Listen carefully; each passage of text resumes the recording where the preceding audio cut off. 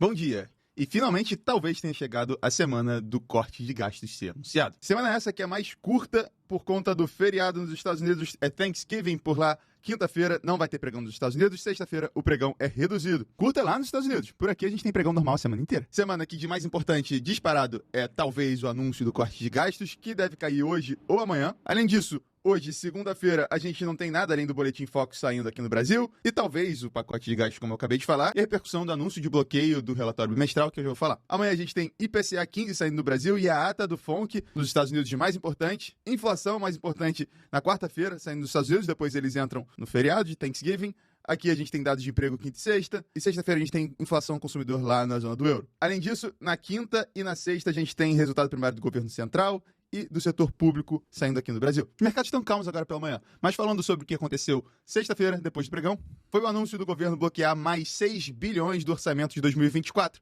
fazendo com que o déficit chegue a 28,7 bi, que é quase no limite do arcabouço fiscal de 28,8 bi. E esse aumento de bloqueio se deve principalmente ao aumento de gastos com previdência, que cresceu mais do que as expectativas. Bom, o mercado já estava esperando um bloqueio de 5 bilhões, como o Haddad tinha anunciado na quinta-feira. Veio 6 bilhões, pode ser que o mercado veja como positivo, mas o mercado também vai ver como que foram as evoluções nas expectativas, tanto do mercado, com o relatório bimestral das contas, assim como o que o governo estava esperando e como foi. Outro ponto importante de se observar é o déficit real, que na verdade, ao invés de ser dos 28 lá, é de 65, por conta das despesas que não foram incluídas legalmente na meta do arcabouço, por conta, da calamidade do Rio Grande do Sul, incêndios florestais, entre outros, como traz aqui a matéria do Estadão.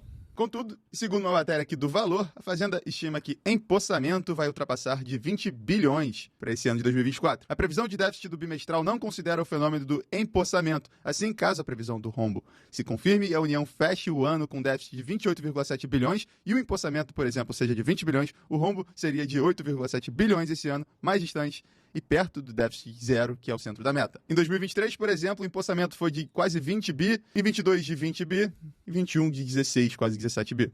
E aí, só pra gente ter uma noção, essa semana, até outubro desse ano, tinham 21,9 bilhões em recursos empossados, sendo 11 de despesas discricionárias do Poder Executivo e 10,9 bilhões em emendas parlamentares. Ou seja, o governo não está contando com esse empossamento propriamente dito, ainda assim atingindo lá o limite do arcabouço e está descontando também todos aqueles outros 65 bi das outras iniciativas que foram feitas por conta de calamidade, enfim. Mas a expectativa maior está girando em torno ao pacote de gastos, porque é algo que pode ser mais estrutural, talvez, e que vá dar mais resultado a longo prazo de economia para o governo. E, de novo, isso deve sair entre hoje ou amanhã. Outra notícia que fez muita manchete nesse final de semana é a dos frigoríficos brasileiros que suspendem venda ao Carrefour após rede vetar venda de carne brasileira na França. E com relação a isso, a gente tem um preço da carne já subindo há bastante tempo, subiu na semana passada e pode ser que continue a repercussão dessa crise das carnes.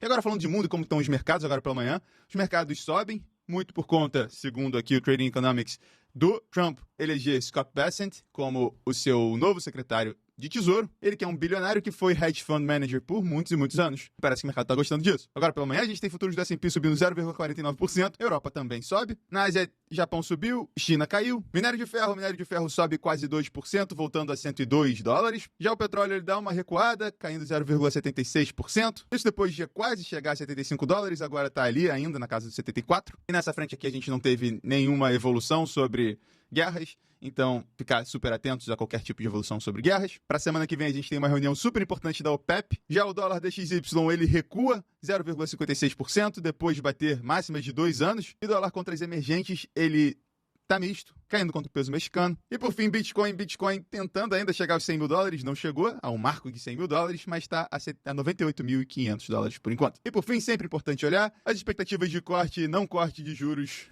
para a próxima reunião do Fed em dezembro.